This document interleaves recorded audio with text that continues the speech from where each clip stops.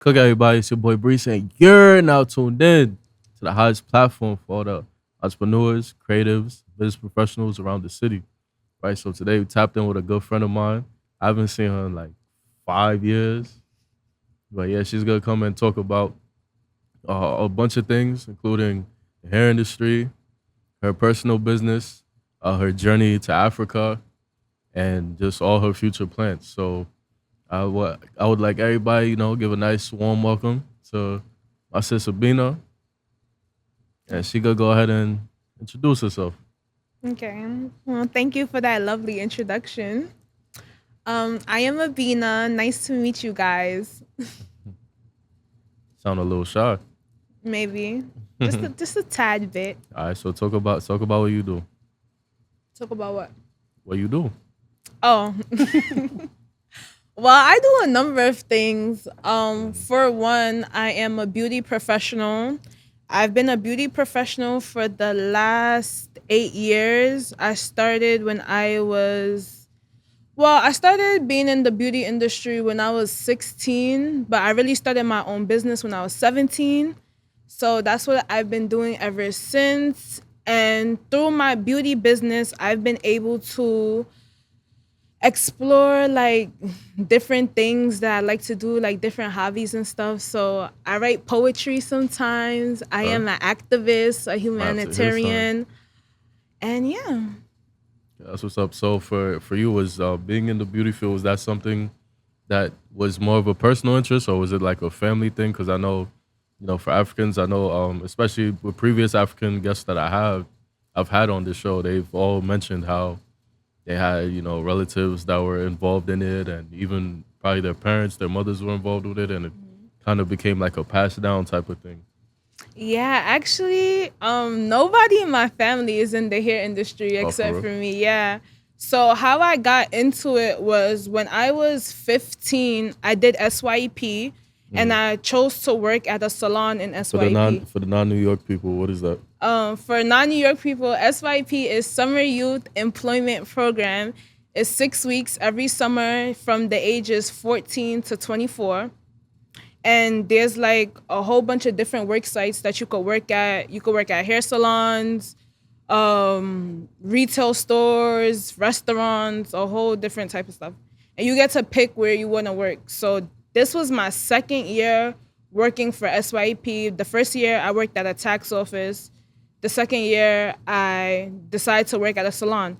So when I was working at the salon, I really enjoyed it because the owner, she was at the time I was like 15. So the owner, she was like 26.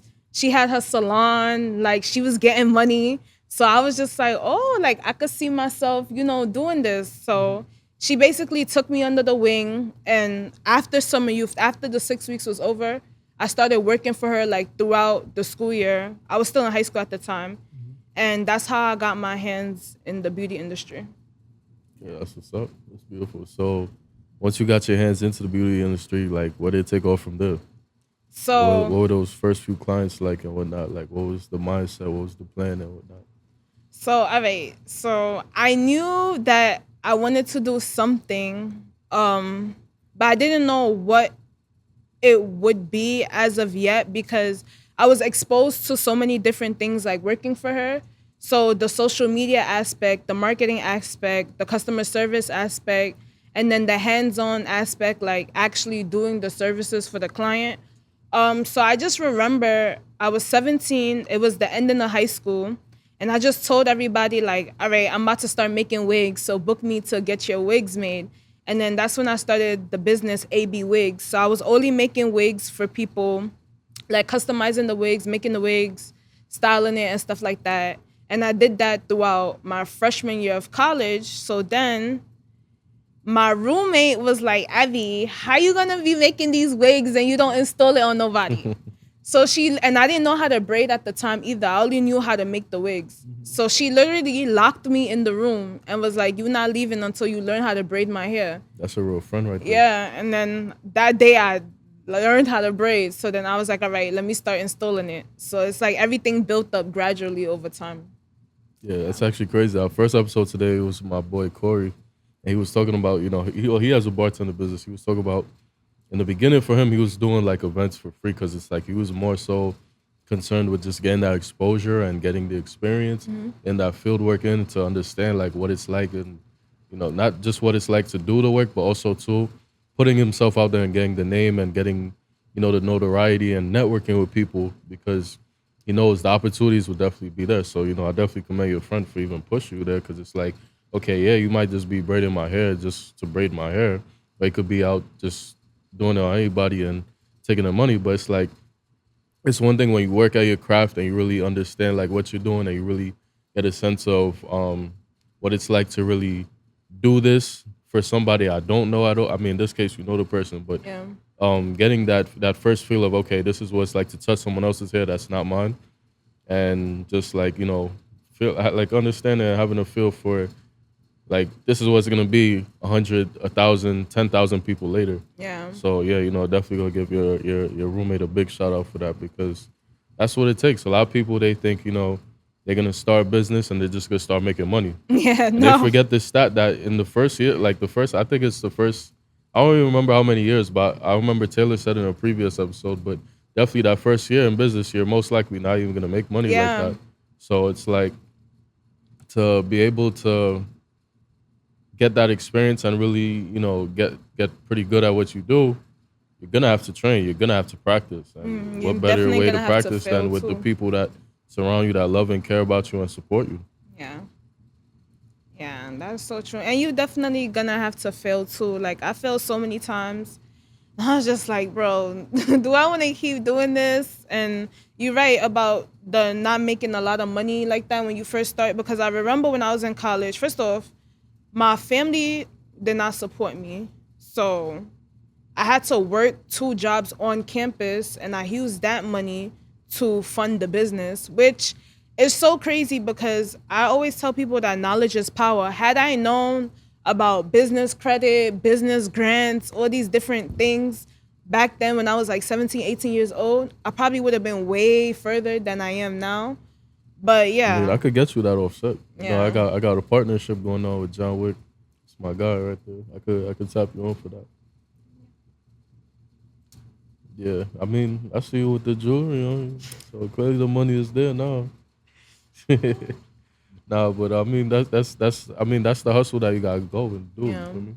With it, because like you said, if you had known about business credit, of course, it sounds easy to say, it sounds easy to do, but there's still a lot that you still gotta take on. Even if the monetary factor is settled, still a lot that you still gotta deal with. Because now it's like you got the capital, now you gotta deal with bigger inventory, bigger supplies. Dealing with actually having the freedom to deal with multiple suppliers now that um you have the capital to test it out and whatnot. So it's a lot of trials and tribulations that come with it. Yeah. So I was actually gonna say too, even just as a guy, like when it comes to barbering, my boy Kurt, I didn't personally do an episode with him, but I believe our previous host Taylor, she did the episode like a hair panel. And Kurt, he was actually a barber that I knew before. I mean, I feel like I knew most of my guests through like the Forex. And I mean, of course, I knew Yeah. you. That's how I know you. I mean, I should probably told the guests, I mean, the audience that earlier, but that's how I knew you. But Kurt was another person that, I took under my wing when it came to like, the Forex era and all that. And like he's been cutting hair since he was 18. And I think I don't even remember his age off the top of my head, but I know, like I think this was like probably like a couple years afterwards. He was cutting hair down at ATL. He wanted to cut hair in New York. The spot that he cuts hair at now, they wanted him to like work with models and whatnot.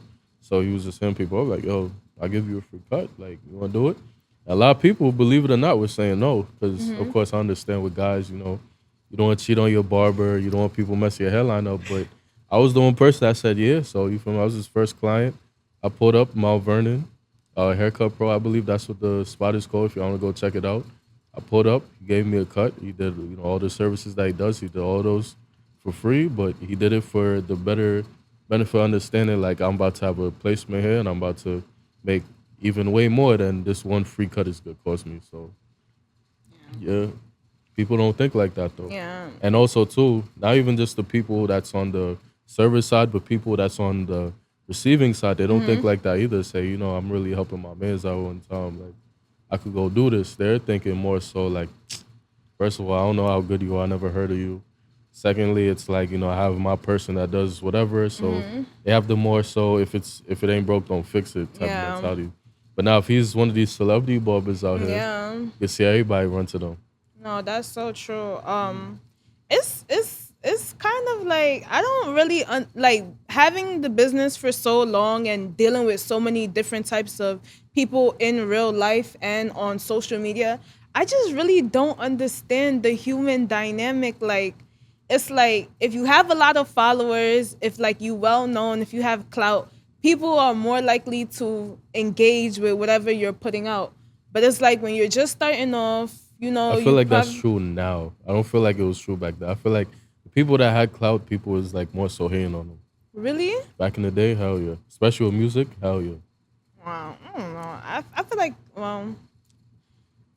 I don't know.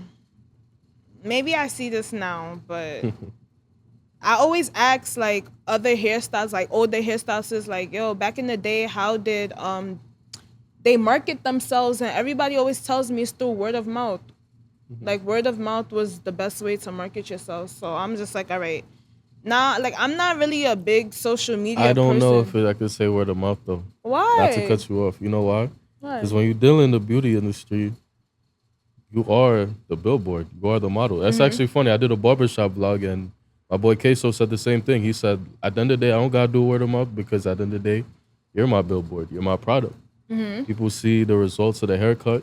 Your case, people see how good the wig is, how laid, the hair is and stuff. Like I don't know the terminology like that, so don't crucify me out in the comments. But Yeah. how laid the edges are and how nice the hair looks. So I feel like it's more of a display thing rather than a word of mouth thing. It's listen. If you disagree, you disagree. I mean, it's not that I disagree with you. I mean, two things can be true at once. So, okay. Yeah. So something that I slightly tapped into earlier, and also to offset I spoke about was just like your African heritage and whatnot. So I see you got the nice cloth on, looking good in the nice cloth right there. Thank you. But I see you're like you have a heavy African background. If you want to let them know where you're from. Yeah, so I am from Ghana. I'm Fante. My tribe is Fante. Me a Fantini. That means I am a Fante. But I That's was a born beautiful in name. America. My mother was also born in America. So I guess I'm the second Yeah. generation Ghanaian American in my family. Were you raised out there though? So when I was born, I turned one out here, and then my mom took me back to Ghana until I was like 3. So, but I don't It's the really. same for me actually. You said what? It's the same for me actually. For real, for Haiti? Wow. I wish she would have left me there longer because they always talk about how I used to be when I was out there, but I don't remember. Like, I don't know if it's maybe because I was so young, but my mom always told me that when she made the decision to let me come back to America permanently, she said when I came back, I was crying every day. I did not want to be here. I wanted to go back home so bad. And now me recently going back home, it made me understand why. Like, when I'm out there, I feel more connected to my culture, my people. I feel more grounded. It just feels like real life out there. I feel like sometimes maybe because I've resided in New York my whole life, I feel like sometimes New York can feel so fast paced, aggressive, fake. And when I'm out there, it just gives me a chance to calm down and literally look at the world around me. So I'm grateful that I'm older now. I'm able to make my own decisions. Yeah. Yeah, cause I know when I met you, I told you I was like, yeah, you definitely got accent. You from somewhere. Well, but I don't hear my accent. When I'm out there, they say I hear your accent. When I'm out here, they say they hear my accent. What accent? I don't hear it. Man, I've been told the same thing, but it's like I'm out of state. The New York accent, all right, that's a given. But it's like sometimes people say they know I'm from somewhere because I suppose they have accent. I don't believe that, but it's there. It's the audience. Y'all let me know where well, I mean, granted, she did tell y'all where she's from, but y'all let me know if she sounds like she's from a specific spot, or y'all let us know what your preliminary prediction was, right? So you know, I definitely have to ask you because I've been asking every African that put up here, what country make the best jollof rice? Okay. I gotta make like So, a collab. What do you call it? What's the word? like a video. No, like I gotta make a collage of this clip. By the way, Okay. What I'm gonna say is that jollof rice originated from Senegal, right? okay. So let's just throw I that didn't know out that. there. I didn't know that. I've had Senegalese jollof, I've had Ghanaian jollof, and I've had Nigerian jollof. And what I'm gonna say to that question is, it does not matter where you get the jollof from. It Okay. matters about the cook. Like you can Okay. have. I've had Nigerian jollof that tasted so good, but I've also had Nigerian jollof that tasted so bad. I've had Ghanaian jollof that tasted amazing, but Ghanaian jollof that tasted so bad. I've had Senegalese jollof that tastes so good, but Senegalese jollof that tasted so bad. So it literally just depends on the person if they put in love into the food or not. I don't understand this whole social media war. We got the best food. We got the best. You Haitian. I'm pretty sure you've had nasty Haitian food before. I gotta think about that. I mean, yeah, but that's the thing though. It's different because it's like, all right, you're like everybody on the continent all makes that same dish. It's like it's a difference of countries. In Haiti, it's like you can't put it as a difference of towns. Like it's No. I But can't what I'm nah. saying though, I'm pretty sure there are some Haitians, don't come for me, Haitian people, but I'm pretty sure there are some Haitians that don't know how to cook. For real. No, I mean And you there can are say that some, about anybody. yeah, exactly. You could say that about anybody. So why is it this whole big controversial thing? Oh, we got the best this, we got the best this. No. It depends on the chef that That's cooks true. it. But it might be a cultural thing too, where it's like, let's just say, you know, Nigeria, there's a certain spice they add that in Ghana they don't add, or in Ghana maybe there's a certain type of pepper, or you know, maybe they put onions or something that you know Liberia doesn't do, or something like that. Nah, That's basically like how I see it. I don't know. If the food tastes good, it's a 10 out of 10 every time for me. If it don't taste good, this is a 0 out of 10 for me. It don't matter where the food is from. Listen, the only jollof rice I had was Ghanaian, and it wasn't yours, so I'm kind of disappointed. But you still have time to make that up to me. But so far the way it's looking, I know Crazy D, he's half Ghanaian, half Nigerian. He's an artist from Coney Island. He told me he's rock with the Ghanaians. I'm trying to think who else. My boy Chuma, he's Nigerian. He said Nigerians got it hands down, no debate. Of course he gonna say that. And then my boy Leslie, he hasn't been on this show, but he always preaches that Liberia has it the best. And I'm not gonna lie, a lot of non-Liberians from the comment section that I've seen were all saying Liberians do it the best. And there are people like, listen, I'm from Cote d'Ivoire, and I'm telling you, Liberia got it. I'm from Cameroon. I'm just like, oh, it's interesting to see. So I definitely gotta try that Liberian and see what it tastes like. Yeah, I gotta try it too. I went to this one spot in Brooklyn. It's called Amarachi. Isn't that Nigerian though? Oh, I don't know. I think it's just know I had their food. It was amazing. bussin'? It was hot as hell. Like my mouth was burning. I love spicy food. My mouth was burning. But that jollof was chef's kiss right there. Okay. But we gotta see what you got for me though. She playing. I'm gonna come for that plate. But yeah, so talk about your journey though, going back though. Well, first of all, how often do you go? Like, do you go like every year? No, so the last time I was out there before I just recently came back was in 2022. So yeah, but I'm trying to go back like every couple of months now, especially because I want to set up something for my people out there. So when I'm out here in New York, I try to give back to my community as much as possible. So when I got my studio, when did I get my studio? I got my studio during the pandemic. So I think the year after I started registering my business for SYEP. So I had SYEP participants for 2 years in a row. I So just now you the recently, big boss. It's a full circle moment. Yeah, it was a full circuit moment. I'm not even gonna lie. It felt good to just give back. I've moved. I've moved. I've moved out of that studio recently into a new suite. I'm working with people now, which I'm very happy about. So this year we're gonna have the SYEP participants again, and now the SYEP participants, instead of them only working with me, now they can work with another hairstylist and a makeup artist as well, which I'm excited about.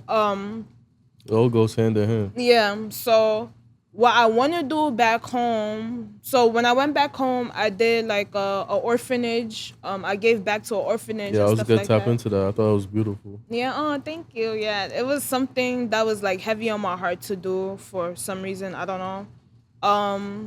That was like really like I don't know. They say when you turn 25, something about your frontal lobe or something. I don't know if it's like activating or whatever, but yeah. So after having that moment, I was like, all right, I gotta go back home. I gotta set up something for my people out there.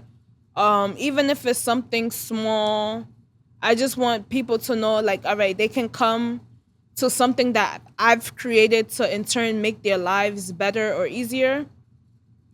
So I'm looking to do that maybe this year, maybe by the ending of this year or the beginning of next year. So so after you do that though, how do you think like you're gonna like branch it into like the states? Like, do you think you're gonna have a connection where it's like okay, like people could, let's say, people could donate towards it, or Yeah, I really don't know. I haven't thought it out like so far yet. Also too, I'm a type of person like life is so unscripted. So I don't like to plan out every single detail because I can have a vision in my mind, but things can go totally different and I have to be okay with that. I feel like sometimes, well, before when I was younger, I used to have a vision in my mind and I used to be like, let me take all these action steps to make sure I get to this place.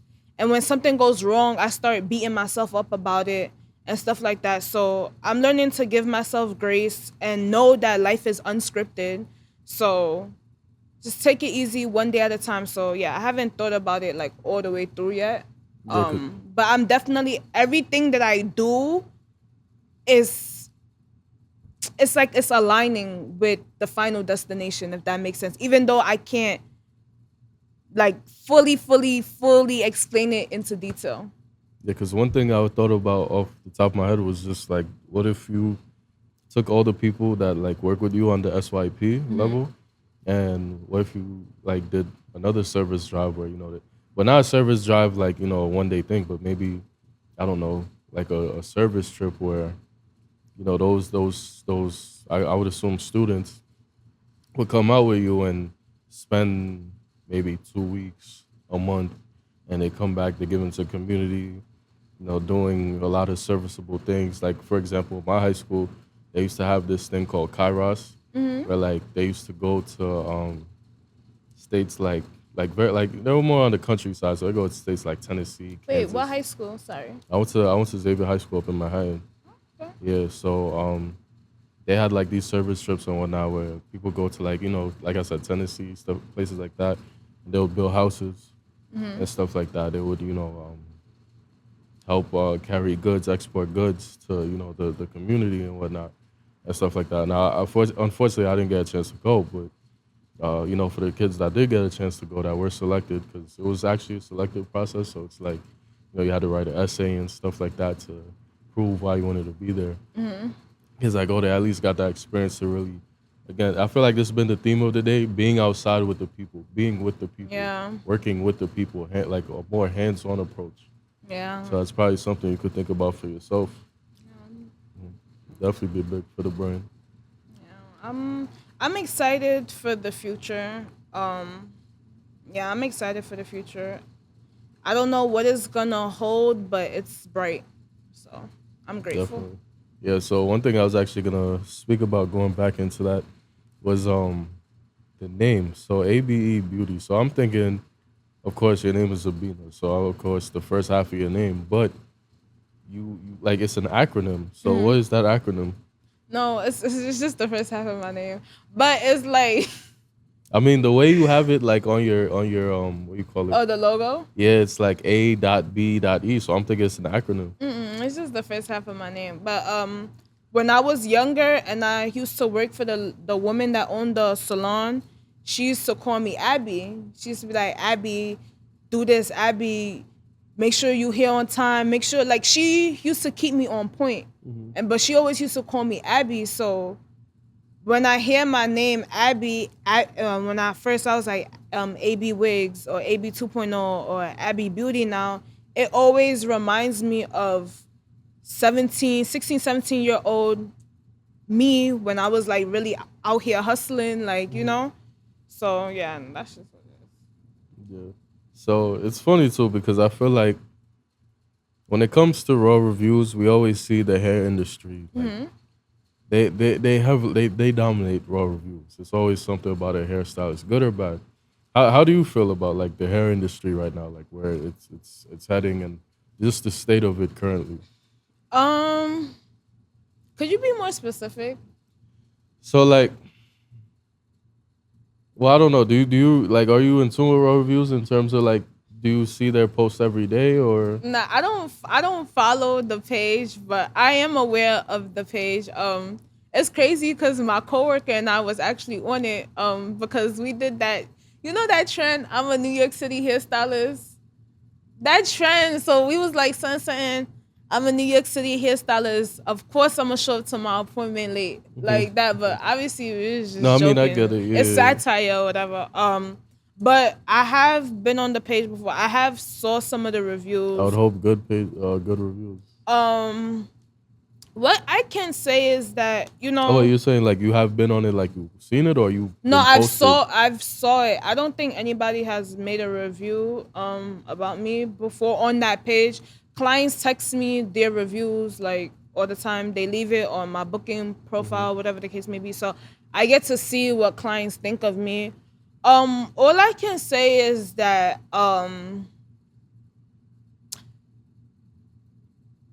from a person that is on the inside, and I'm also on the outside too, because I do book other service providers to get services done, obviously. I would just tell people to just do your homework. You ain't do that yourself?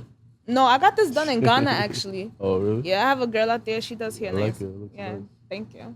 What I want to tell people is that just do your homework on somebody before you book them. Like, meaning like, you know, just ask, oh, who has gone to this person before? Read their reviews, text them, start a conversation with them, see how the dynamic is gonna be before you actually sit in their chair to do whatever service. Because at the end of the day, like, yeah, you getting your service done, you getting your hair, nails, makeup, whatever done or whatever, but it's also an energy exchange. You don't want, these are sacred parts of your body, especially your head. You don't want somebody with bad energy or somebody that's just off on top of your head. So just do your homework and text the person to get a feel of, you know, who they are and how they are before you book with them. Sometimes I see reviews of a client texting the service provider so many times, and like the service provider doesn't answer, and like the client still goes to them. Me personally, if I text you and I'm asking you something about my appointment and you don't answer, I'm gonna just cancel, because it's just like the communication is not there. But kinda shows Communication you where is their head key. is at. You They're feel just me? there for the bread. So yeah, that's just all I have to say about that. But also too, everybody's entitled to their own opinion, and two things can be true at once. So just whenever you're on the page and you're reading reviews, just have an open mind. Somebody's experience might not be your experience, you know. So Yeah, I'm glad you say that too. But I'm not gonna lie. I mean, of course, if there's a bunch of negative experiences, then that's a Yeah. red flag. But I'm not gonna lie. I do like the fact that you emphasize that, because I feel like people see one review and that might be the end all be all. Yeah. Right there. Yeah. So to go back to follow up with that, I was gonna ask you too. So when it comes to these service professions, and whatnot, in the beauty industry, we see a lot of quote unquote celebrities, right? And when I say celebrities, I'm not saying celebrities like the client. I'm saying celebrities in terms of the service provider, right? like So like you'll see people say a celebrity, exactly, Okay, sorry right? to cut you. Okay, I Yeah, understand so now. Okay. what do you feel like one makes a celebrity hairstylist? And then of course, because a lot of them do overprice, how do you feel like hairstylists in general should go about pricing? Um, how? Wait, sorry. Can you So repeat your first first part of the question? question is, what do you feel like makes a celebrity hairstylist a celebrity hairstylist? Is it more of, oh, I done hair for this celebrity, or is it more so I'm just very much known? What makes a celebrity hairstylist is like the celebrities you've done, like because that's why you're calling Okay. yourself a celebrity hairstylist because Mm, you feel like you've done different celebrities here, so now you feel like you're a celebrity hairstylist. To me, I'll be disagreeing. I'm not gonna lie. I disagree with that take every time. wait, so you feel I've like had this conversation multiple times. I feel like it has to be a service thing because my thing is this, right? And I say this a lot, especially wait, could you specify what you mean by it has to be a service thing? has to be like it has to be a service thing, meaning like you have to be that person that everybody's booking. Like you're good at like because when you look at photographers, the photographers that everybody books, they call themselves celebrity photographers because it's like, listen, I'm doing, let's say the average is 15 shoots a month. Mm-hmm. I'm doing 100. I'm doing 200, Mm-hmm. right? But then it's like, again, you got other people like, oh, I do celebrities, but it's like, it's not my fault that a celebrity might walk down the street and I take a picture of them. Does that make me a celebrity photographer? No, because that person probably didn't even realize I took a picture of them. Mm-hmm. You see what I'm saying? So it's like for me, I feel like it has to be a service thing because it's like there's celebrity photographers, hairstylists, barbers, celebrity DJs who literally just did one event and kind of, I guess, not to say got lucky, but they were just in the right place, right time. Where it's Mm-hmm. like, okay, if I'm a celebrity barber, it could have been this rapper that is just needed a haircut this bad for his music video he's doing tonight, and I just happen to be the only person around because maybe the barber they don't go to, I mean the barber that they go to isn't around that time, you know. Mm-hmm. Mm-hmm. Okay. So for me, it's just like, but that's the thing. What if you give them a bad haircut? Because I don't know if you know Connie Diamonds. No, who's that? She's a rapper from the Bronx. She's upcoming right now, right? Okay. And she's pretty lit out there. I'm not gonna lie, she's pretty lit. But she had a situation with my person, like my friend, my Mm-hmm. actual friend, where she just needed a makeup artist bad, right? Mm-hmm. And I guess one of her people said, "Yo, listen, I know this girl. She does makeup, blah blah blah, whatever." So they hit up my friend last minute. She's already doing her own thing, but she comes prepared. She said, "Yeah, sure. You know what? Like she was already on the road, whatever." Said, "Yeah, sure. I'll pull up." She put up on Connie Diamond. She did the makeup, right? And she told me Connie loved it. And then she turned around and she bashed her on social media after she left. Wait, the who My bashed friend, her on social media? so The my MUA friend, or the client? the makeup artist. So Okay, no, I'm sorry. the So client. so Connie bashed my friend. Okay, so So the when my client friend was bashed there, the MUA. yeah. So when Okay. my friend was there, she said, "Oh, I love it. It's nice." That's great because I don't even want to put her on blast like that. But still, it's just like, I didn't like that because it's just like you could have been honest and told her I don't like it. Yeah. Instead, you told her it was nice. Then you went behind her back and said all this Mm-hmm. whatever, right? But for my friend, disregard to what happened. My friend could easily go to everybody and be like, "Oh, I did makeup for Connie Diamond, so you got to pay me an extra 100." No, You see what I'm that's a trying to fact. say? Yeah. Mm-hmm. So it's like, imagine like, especially the way like I would say more so in New York when it comes to these drill rappers, how it's like every day it's like a new unlocked character that's getting like 1 million views overnight. Mm-hmm. The way these guys just pop up and spawn like it's nothing. What if these barbers were going around saying, "Oh, well, I've been such and such barber since they were a kid." Mm-hmm. Does that make them a celebrity barber? I personally don't think so. Mm-hmm. Yeah, I agree with you. For me, I'm like I don't care if I get a celebrity client, cool. I'm happy. I make my bread, cool. But if I don't, I'm happy. I'm gonna make my bread regardless. So me identifying, I people ask me what do I do, what am I? I always identify as who I am. I'm Abena, and I am a beauty professional. It doesn't matter who my clientele is.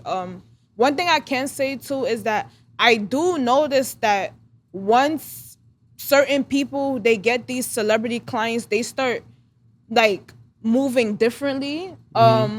that can be interpreted in so many ways. But I want to touch No, on trust like me, the I feel you moving on that one. differently towards like the people who have supported them, throughout their journey and stuff like that. And I see with fashion designers. yeah, and I just want to say like for that, I just think that that's wrong because at the end of the day, there's people that supported you before this person noticed you, and those people after that, those people already noticed you before this person noticed you or whatever. So you got to keep that same energy because even after, one thing about these celebrities is that they go whoever is hot right now, like So they might hire me today, then next week they might hire somebody else. Like you get what I'm trying to say? They're not, unless you have like a really good relationship with them, the retention rate is not that high. Like for I'm those glad type you of emphasized people, that like too. so just stay true to who you are and stay true to the people who have always supported you. That's it. Yeah, cause like even like there was this one barber page I saw where he did a series called Drill Cuts, but it's like he was interviewing, like I'm not interviewing, he was like doing haircuts for all these like big rappers. He had Chef G up there. He had like he had a bunch of like he had Fabio, he had a couple people and stuff like that. And I'm just like, that's lit, that's great, but it's like you said, from your perspective, it looks lit. Okay, I had all these people book me, but how many of them actually came back? Yeah. They probably went to the next barber after that. Yeah. It just looks nice that you have that compilation. That's the word I was looking for earlier. You have that compilation of people to say, okay, all these people came to me. But how often do they come back to you? Yeah, if it's about retention, if you're in business, you wanna try to keep the same clients. Like especially if they are good clients, you wanna keep them. I have clients that have been coming to me since I was doing hair in my room. Since I was in college, like they be like, "Oh, Abby, I remember I used to mail you the hair so you can make me the wigs in college." So I'm appreciative because you literally see me grow as a business, as a brand, and as a person, like So, and that I know that support will forever be there, like to a certain extent, because people, how people are. So So you yeah, you go cut my waves next time? you said what? You gonna cut my waves next time? I don't barber. I don't barber. You know how fellas be trying to they be trying to sign the DM with the how to braid. But no, I was the second part to my question though. I was gonna say was like, what about like pricing though? How do you go about Marketing, pricing? or you said pricing? Yeah, just pricing. For me, I know that when I first started off, my pricing was low because I just started off and I wanted to really get the experience. Because I knew even when I was just starting off, I already knew there was room for error. Even I know that there's room for error now. Like, like it is what it is. But when I started in my dorm room and all of that, I was able to charge a certain amount because of the state of my life that I was in, and it was also the early stages of my business. So when I got the studio now I'm in the studio, I gotta pay the rent every month. I gotta maintain it. I gotta make sure I got products. I gotta make sure and I also gotta make sure that at the end of the day, I'm able to pay myself and also sustain my lifestyle because that's why we work, right? So I definitely had to increase my prices. We live in New York. You feel me? So when I see certain people charging certain prices, I take account into everything because I understand where we live at. I understand that people are paying rent. Some people are paying shop rent. Some people are paying their apartment rent. Some people are paying both. You feel me? So I never question anybody's price because I don't know their situation, So if it's within my means, I'ma pay for it. I'ma book it. If it's not, then I'ma choose an alternative that's good for me. Right. Yeah. Yeah, and I love that you emphasize that too, because when I did the barbershop vlog with my personal barber, well, that was the main question he wanted me to hit on. And that's the same thing he was saying. He was like, yo, look, my clipper costs this much money. Yeah. The products that I use with that, it costs this much. It's all this stuff that factors, the rent, all of that thing. All those things too. And I feel like, especially, and I hate to say it, but it's like in the black community, it's like we always try to we always try to get off on people, right? Yeah, no, for And it's fact. like, we try to use the clout stigma to determine if we're gonna pay or not. So like for this podcast too, it's like, yes, we have production services. Who's gonna pay for all this stuff? You feel me? It's Yeah. not just free. Like of course, like when it comes to production, you gotta make sure that, Jackson's getting paid. You gotta make sure Ross is getting paid and whatnot. This is not no cheap equipment It's either. not cheap. And it's like I did an episode with my boy Promo from Philly. He's an executive record producer. Shout out to him, by the way. That song Bryson Tiller and Lola Brooke, the You song, he produced that one out. And he was saying like when it comes to artists tend to be the cheapest people in the world because they have this ego thing where they think, okay, because I've been on this platform, because I did a feature with this person, because I do this many streams, everything should be free. But it's like, yo, when you go to the recording studio, I understand when it comes to sign artists, the label's paying for it. So of course it's free to them, but it's like you still got to put up that bread. The engineer is not gonna be there for free, like So it's like people look at these services, especially like I said in the black community, we look at these services and we're like, I'm not gonna pay you because it's more of an ego thing as opposed to an actual understanding of the lights got to be on, the water got to be on, the heat got to be on. They're looking at it like, oh well, I'm not about to tap it with this hairstylist because on her Instagram page she don't really get as many likes as the next one. But I'll go pay that one because that person got like a blue check mark that they probably bought. And they got. Wait, hold on. That blue check mark, I got like 3,000 followers on Instagram. That blue check mark, they sent me a notification on Instagram. They was like, oh, get verified now. They want me to sign up. I'm like, bro, like it's everything. I forgot I learned this in college. It's like it's a psychology in business. So the average person is gonna think, oh, she got a blue check mark. It's lit. Like let me go book her. She got 50,000 followers. Let me go book her. She gets so many likes. Let me go book her. It looks nice. It so does. yeah, I'll definitely say it does because it's like before people could pay for it. There used to be college athletes who had like 100 followers with blue check marks. That's what I'm saying. But that's the thing. You're a D1 professional athlete. Like you're about to be a professional athlete. So it's like, you feel me? You kind of gotta give it to them. I don't care about no blue check mark because I'm verified in real life. So hello. Yeah. Talk about it. I don't. And whoever thinks like that, I just don't want to do business with you because it just shows how shallow-minded you are. So that's that. Yeah. So if there was a final piece of advice you could give to any upcoming hairstylists out there, what would it be? Final piece of advice, yo, just do your thing. Don't care about what nobody say about you.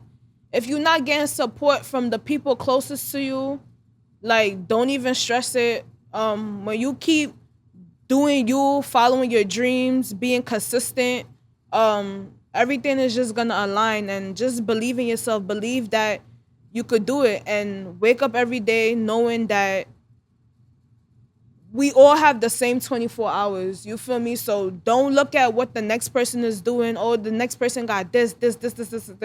Focus on what you can do in this 24 hours so that you can get to the next level that you want to be. So. Yeah, and lastly, just tell everybody how they could book you if they want to tap in.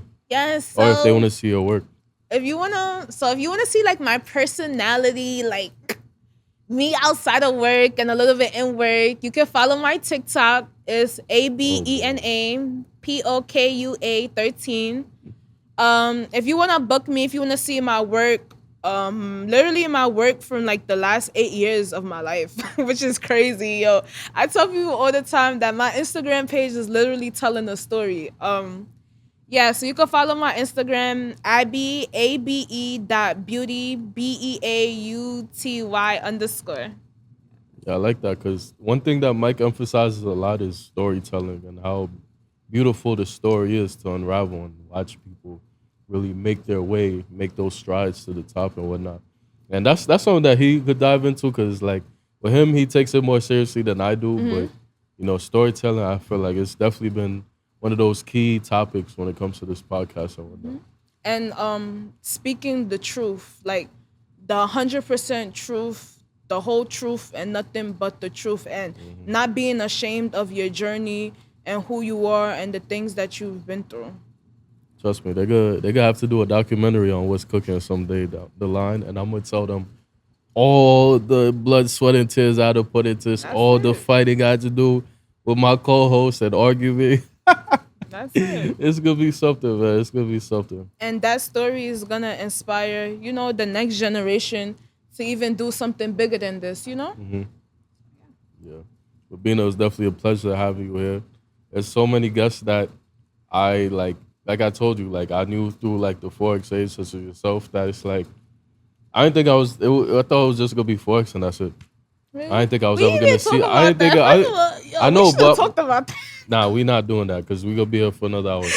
But what I'm trying to say though is just like these are people that I thought I would probably never see again, probably never hear from again. There's people that disconnected me from Yeah. me, people No, that you don't a follow real me on one. social media You are and stuff real like that. one. Yo, when I tell you, wait, we still like, yo. Listen, Reese I stood made up for me, yo. He stood up for yeah, me and he made sure I was good. I didn't even I really made know him everybody like that. money. He I stood up made for me. He, everybody he money. made sure I was good. Then when I got my mind right, I just went MIA. Just went MIA. I deleted everything. I was like, yo, I need to get my mind right. And you see, I love time because, like I said, life is unscripted. I would have never thought in a million years we would have reconnected. I would be here with Oh you right wow, now. So she said I was a W. what? Because I'm like, okay, because I Hey, deleted my Instagram. So I was like, my phone number still work. yeah, do you know how many Now, times I now, changed my number? granted, I changed my number too. Yeah, I ain't gonna that's what I'm lie. saying. Like, Duh. But no, I appreciate that though for real because it's like I said, it's a lot of people that I fell out with, not fell out with, but haven't heard from in a while and stuff like that. I mean, if they're meant to be in your life, they'll reach out. No, definitely, definitely. But yeah, just like that, y'all know what it is. Ladies, you're on the top end, get your hair done.